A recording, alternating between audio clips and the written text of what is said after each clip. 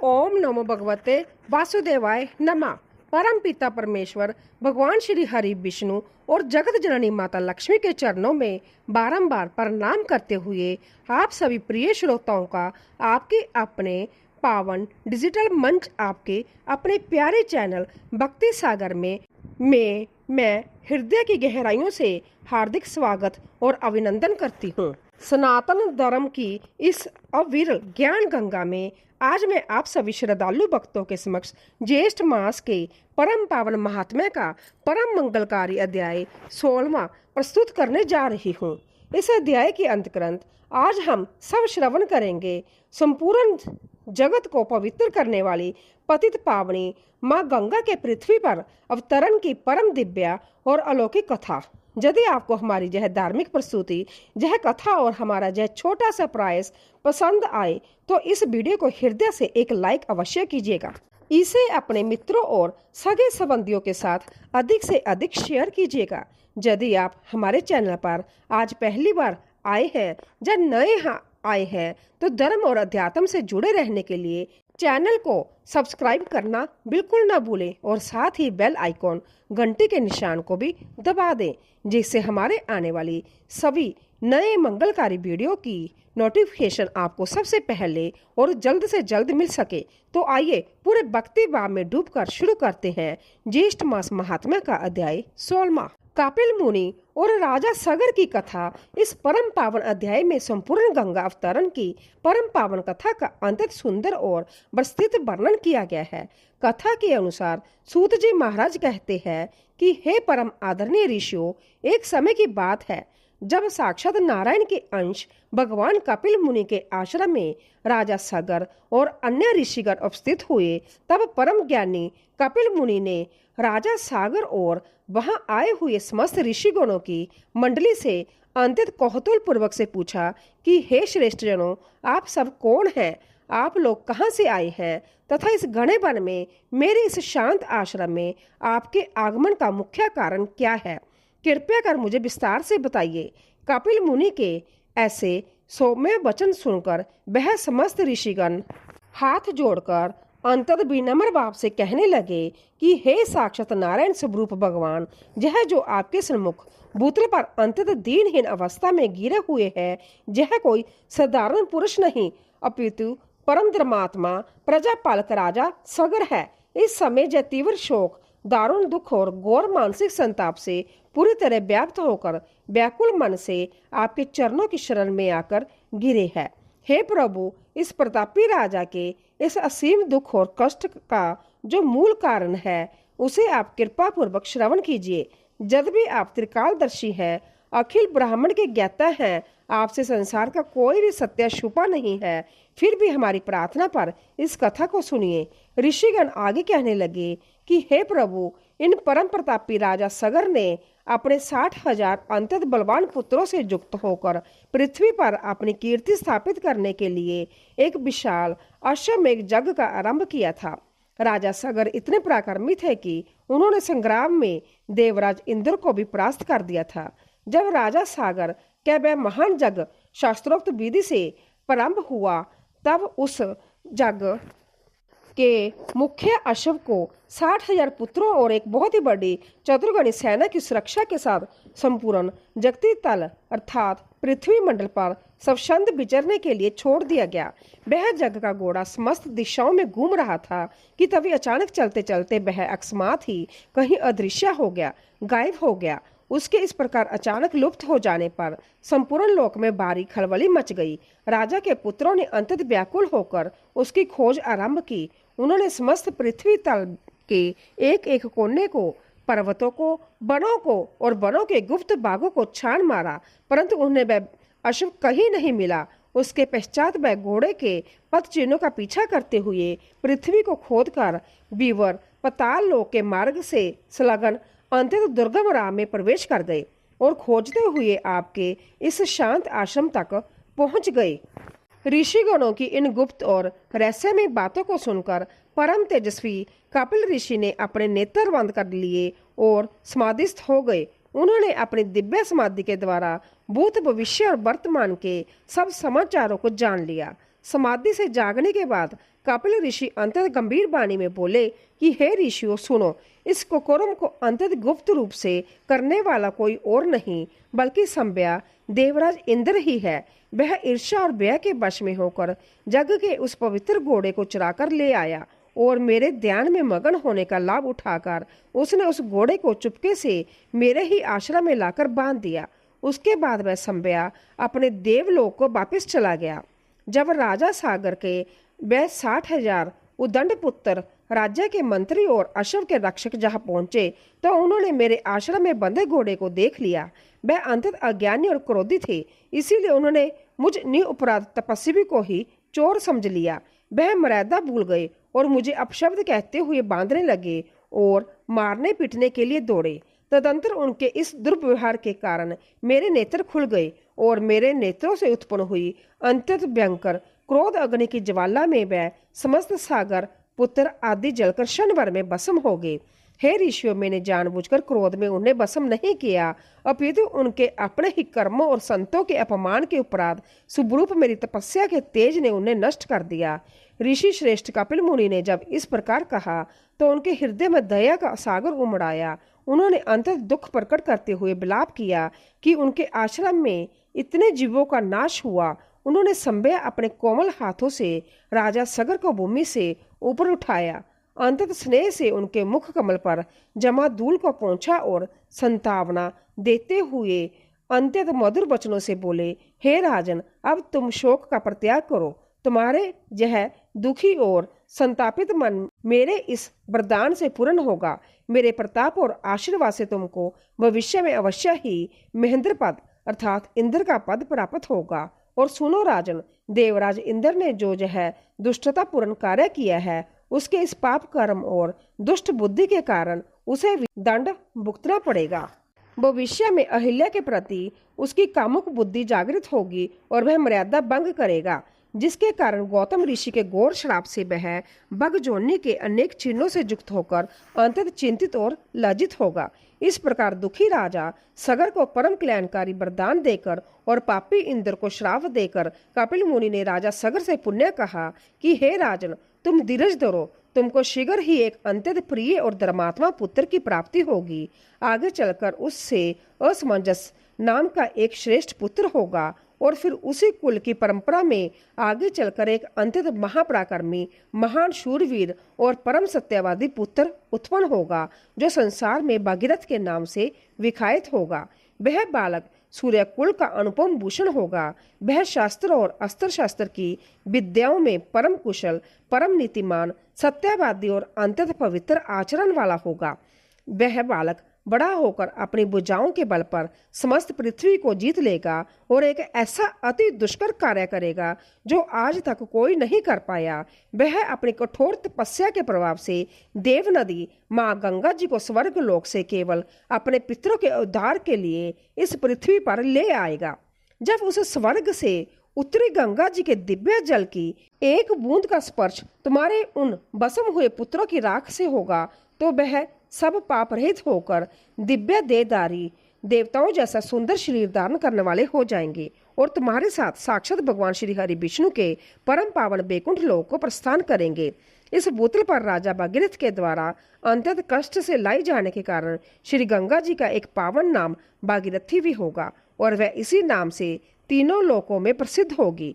राजा भागीरथ का जन्म और तपस्या महात्मा कपिल ऋषि के मुख से इन अत्यंत मंगलकारी और संतावनापूर्ण वचनों को सुनकर राजा सगर के हृदय का सारा शोक दूर हो गया। उन्होंने मंत्रियों और ऋतिवजों के सहित भगवान कपिल देव जी का विधि विधान से षड उपचार पूजन किया। उन्हें बारंबार साष्टांग नमस्कार किया और उनकी आज्ञा लेकर अत्यंत प्रसन्न मन से अपनी राजधानी अपने नगर को वापस लौट आए। इसके पश्चात काल की गति के अनुसार बड़े कष्ट के साथ कुछ समय बीता। एक दिन अत्यंत शुभ घड़ी, सुंदर नक्षत्र और श्रेष्ठ मुहूर्त में राजा सागर के घर में उस प्रतिज्ञाबद्ध पौत्र का जन्म हुआ। बालक के जन्म लेते ही संपूर्ण राज्य में आनंद की लहर दौड़ गई। राजा सगर ने इस पावन अवसर पर ब्राह्मणों को सहस्र गोदान किया, नेकों प्रकार के रत्न स्वर्ण और दूसरे बहुमूल्य दान दिए। नगर के दीन दुखियों और अन्य जनों को वस्त्र, अन्न और प्रचुर दान देकर पूरी तरह संतुष्ट और प्रसन्न किया। बालक के जन्म के ठीक 12वें दिन वेदपाठी ब्राह्मणों की उपस्थिति में उसका नामकरण संस्कार संपन्न किया गया और उनका नाम भागीरथ रखा गया। वह दिव्य बालक शुक्ल पक्ष के द्वितीय के चंद्रमा की भांति प्रतिदिन कला दर कला बढ़ने लगा। उसकी आवाज चारों ओर फैलने लगी। जब बालक का जनेऊ संस्कार का समय आया तो राजा सगर ने कुल की परंपरा के अनुसार विधिवत अपने प्रिय पौत्र का उपनयन संस्कार संपन्न कराया। वह राजपुत्र भागीरथ विलक्षण बुद्धि का स्वामी था।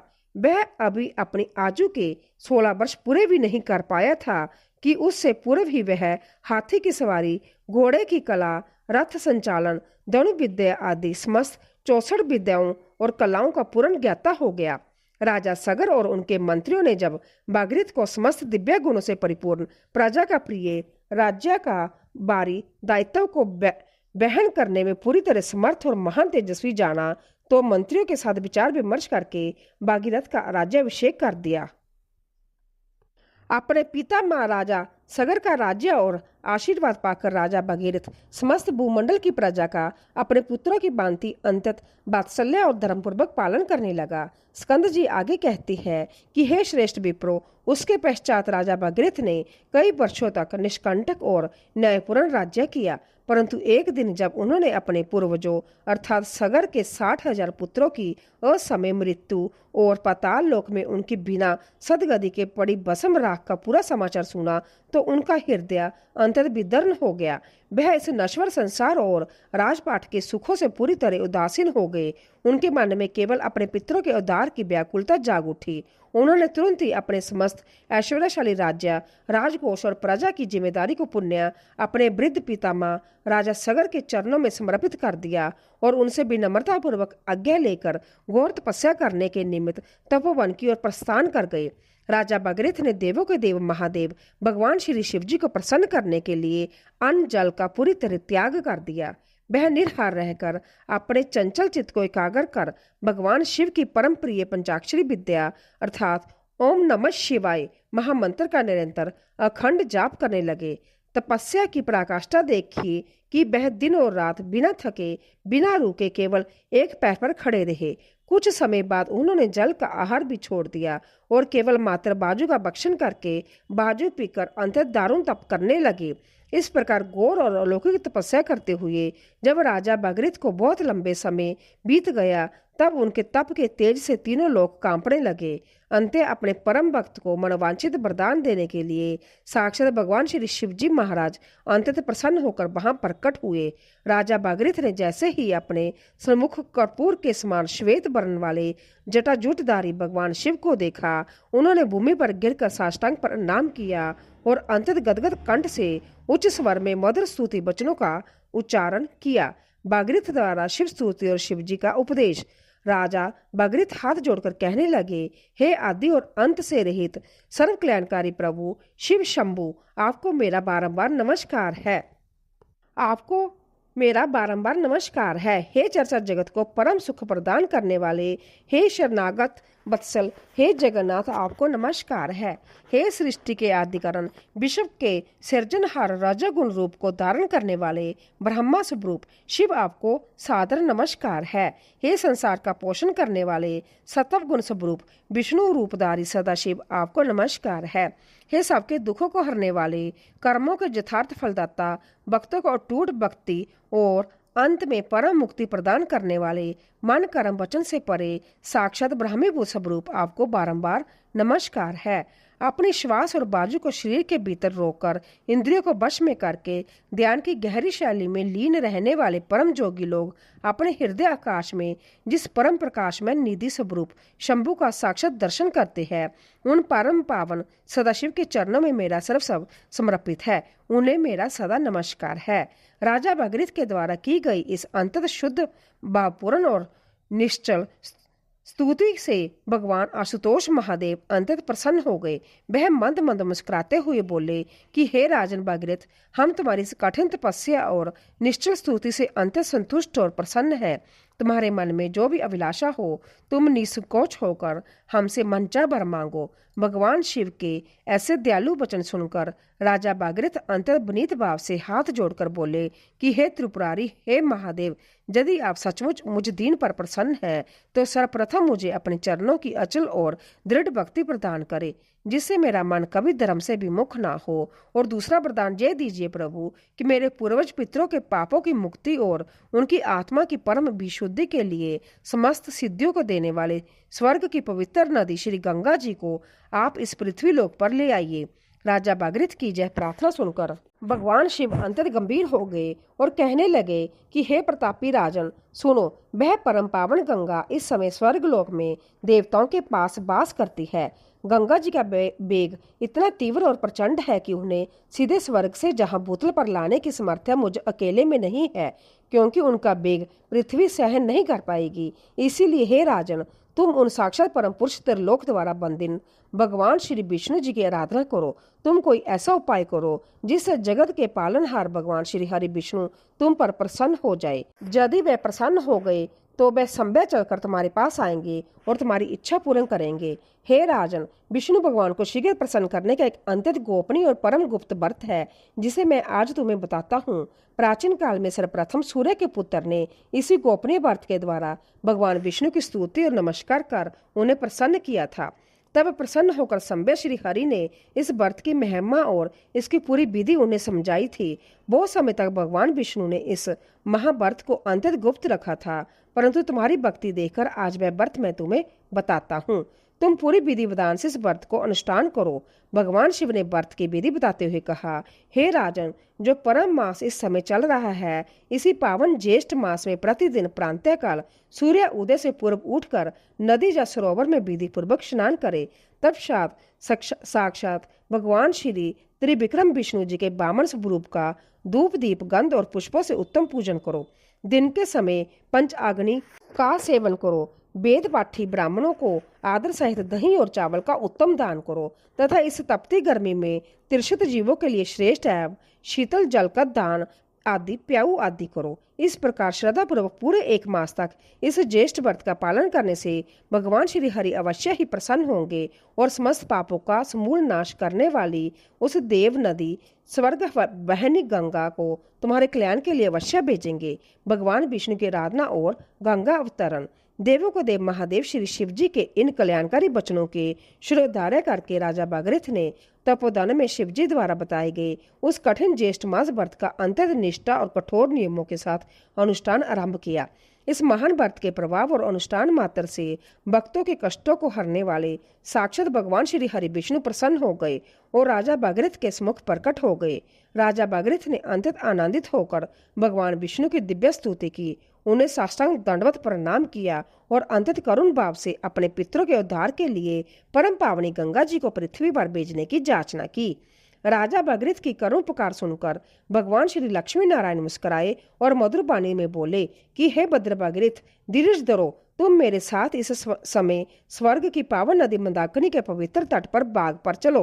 वहां चलकर हम दोनों साथ रहेंगे और तुम वहां पर पुण्य मेरे निमित्त जप, हवन, पवित्र स्नान, कीर्तन और पूरी तरह भक्ति युक्त चित्त से अनशन उपवास व्रत का पालन करो।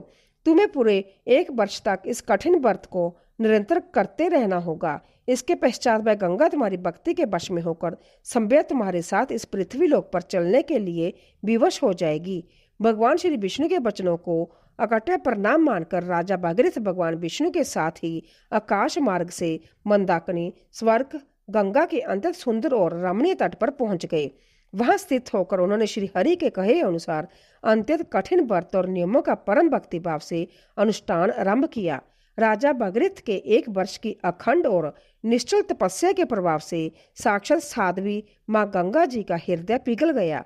वह अत्यंत प्रसन्न हो गई। वह राजा भागीरथ के सम्मुख अत्यंत सुंदर मृग के साथ विशाल नेत्रों वाली साक्षात एक दिव्य और तेजमय स्त्री का रूप धारण करके प्रकट हो गई। यही वह गंगा है जो आकाश, पृथ्वी और पाताल तीनों लोकों में बहने के कारण त्रिपथगा कहलाती है। माँ गंगा को अपने सम्मुख प्रत्यक्ष पाकर राजा भागीरथ ने अंतत भावुक होकर उनकी स्तुति की। भागीरथ की स्तुति के परम प्रसन्न होकर मंदाकिनी गंगा जी मधुर स्वर में बोली कि हे राजन भागीरथ, मैं तुम्हारी अवैधुत पितृ भक्ति और कठिन तपस्या से अंतत प्रसन्न हूँ। तुम जो चाहते हो मुझसे वह वरदान मांग लो। माँ गंगा के ऐसे करुणामयी वचनों को सुनकर राजा भागीरथ हाथ जोड़कर अश्रुपूर्ण नेत्रों से बोले कि हे दयामती माते, यदि आप मुझ पर प्रसन्न हैं तो कृपा करके मेरे साथ इस मृत्युलोक अर्थात पृथ्वी पर चलिए और पाताल में सदियों से अतृप्त पड़े मेरे पूर्वज पितरों की आत्मा को मुक्ति प्रदान कीजिए। राजा भागीरथ के यह धर्म संगत प्रार्थना सुनकर माँ गंगा ने अंतर स्नेह से कहा तथास्तु, अर्थात ऐसा ही होगा। राजा भागीरथ को यह वरदान देकर माँ गंगा उनके साथ पृथ्वी तल की ओर चल पड़ी। ज्येष्ठ मास के शुक्ल पक्ष की एकम तिथि के दिन माँ गंगा स्वर्ग से शिव की जटाओं में और फिर पृथ्वी पर प्रकट हुई और निरंतर बहती हुई ज्येष्ठ मास के ही शुक्ल पक्ष की पावन दशमी तिथि, जिसे संसार में आज भी गंगा दशहरा के नाम से मनाया जाता है, के दिन एक विशाल और तीव्र प्रवाह के रूप में परिवर्तित हो गई। वे संसार के समस्त जीवों और मनुष्यों को पवित्र करने के लिए इस भूतल पर पूरी तरह अवतरित हुई। तत्पश्चात राजा भागीरथ आगे आगे अपने दिव्य रथ पर चले और माँ गंगा उनके रथ के पीछे पीछे उनके पद चिन्हों का अनुसरण करते हुए आगे बढ़ी। इस प्रकार राजा भागीरथ माँ गंगा को पाताल लोक में उस स्थान तक ले गए जहाँ उनके 60,000 पूर्वजों की बसम पड़ी थी। जैसे ही श्री गंगा जी के उस परम पवित्र और दिव्य जल का स्पर्श राजा सगर के पुत्रों की उस राख से हुआ, वैसे ही वह समस्त पितर अपने सारे पापों से मुक्त हो गए।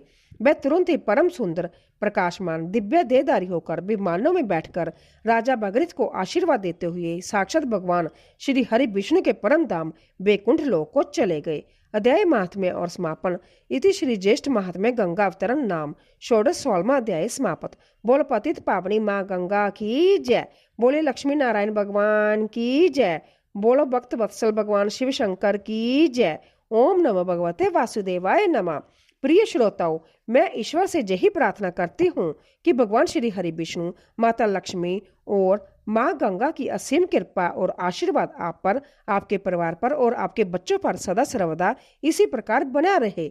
आपके घर में सुख शांति समृद्धि और उत्तम स्वास्थ्य का वास हो। मैं ऐसी आशा करती हूँ कि आप सभी भक्तजन हमारे चैनल भक्ति सागर पर, यदि आपको आज की हमारी लौकिक गंगा अवतरण कथा और वीडियो पसंद आई हो तो कृपया इस वीडियो को एक प्यारा सा लाइक अवश्य प्रदान करें। इसे ज़्यादा से ज़्यादा शेयर करें और नीचे दिए गए कमेंट सेक्शन में पूरी भक्ति भाव से ओम नमो भगवते वासुदेवाय नमः, ओम जय माँ गंगा लिखना बिल्कुल ना भूले। यदि आपने हमारे प्यारे भक्ति में परिवार और आपके अपने चैनल भक्ति सागर को अभी तक सब्सक्राइब नहीं किया तो कृपया इसे अभी सब्सक्राइब कर ले और साथ ही उस बेल आइकॉन घंटी को भी दबा दे ताकि धर्म कथा और पुराणों में जुड़ी हर नई वीडियो की जानकारी आपको सबसे पहले मिल सके। आपका अमूल्य समय देने और कथा श्रवण करने के लिए आप सभी श्रद्धालुओं का बहुत बहुत धन्यवाद। ईश्वर आप सबका कल्याण करे।